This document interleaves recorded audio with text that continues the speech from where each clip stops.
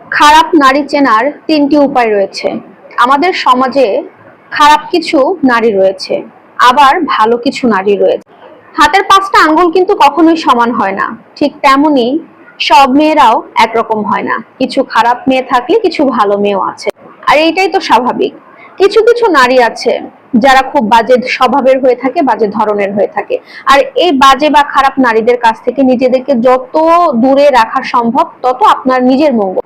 আপনার চেনা জানা বা আপনার পরিচিত কারোর জানাশোনা যদি এমন বাজে চরিত্রের মেয়ে থেকে থাকে, তাকে অবশ্যই এই ব্যাপারে সতর্ক করে দেওয়া উচিত আপনার।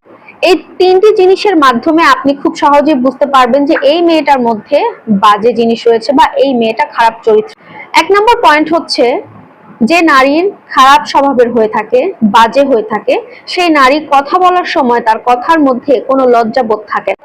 সাধারণভাবেই কিন্তু প্রত্যেকটা নারীর মধ্যে লজ্জা থাকা উচিত, কিন্তু যে নারীর স্বভাব খারাপ, যে নারী খারাপ চরিত্রের, সেই নারীর কথার মধ্যে, সেই নারীর মধ্যেই কোনো লজ্জা আপনি খুঁজে পাবেন না। নারীদের সৌন্দর্যের প্রধান যে বিষয়টি থাকে সেটা হচ্ছে লাজুকতা।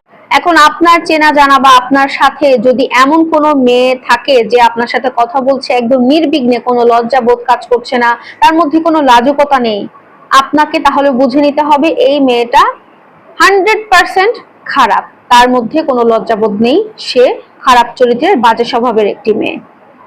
২ নম্বর যে পয়েন্ট সেটা হচ্ছে, যে নারী খারাপ চরিত্রের, যে নারী বাজে স্বভাবের, সেই নারীর ব্যবহারের মধ্যে বা তার কথা বলার মধ্যে অশ্লীলতা প্রকাশ পায়।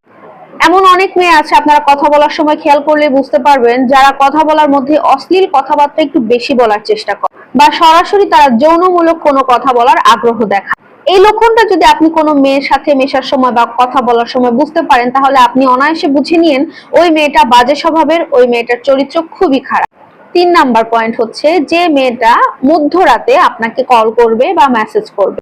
একটা কথা মনে রাখবেন, কোনো ভদ্র ঘরের মেয়ে বা ভালো ফ্যামিলির মেয়ে কখনো মধ্যরাতে আপনাকে কল করবে না বা মেসেজ করবে না। হ্যাঁ, হতে পারে আপনারা রিলেশনে আছেন, আপনারা হাজবেন্ড ওয়াইফ বা আপনারা বয়ফ্রেন্ড গার্লফ্রেন্ড, সেই ক্ষেত্রে শুধু রাত কেন, যে কোনো টাইম, এনি টাইম আপনারা যোগাযোগ করতে পারেন, কথা বলতে পারেন।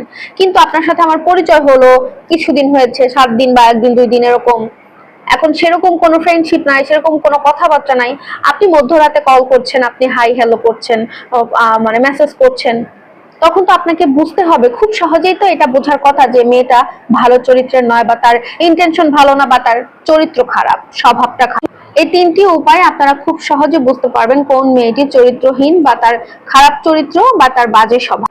যখনই বুঝতে পারবেন, এই ধরনের নারীদের কাছ থেকে দূরে থাকার চেষ্টা করবেন, কারণ এরা যার জীবনে যাবে, নিজে তো ভালো থাকতে পারবেই না, যার জীবনে যাবে তাকেও একদম নরকে পরিণত করে ছাড়বে।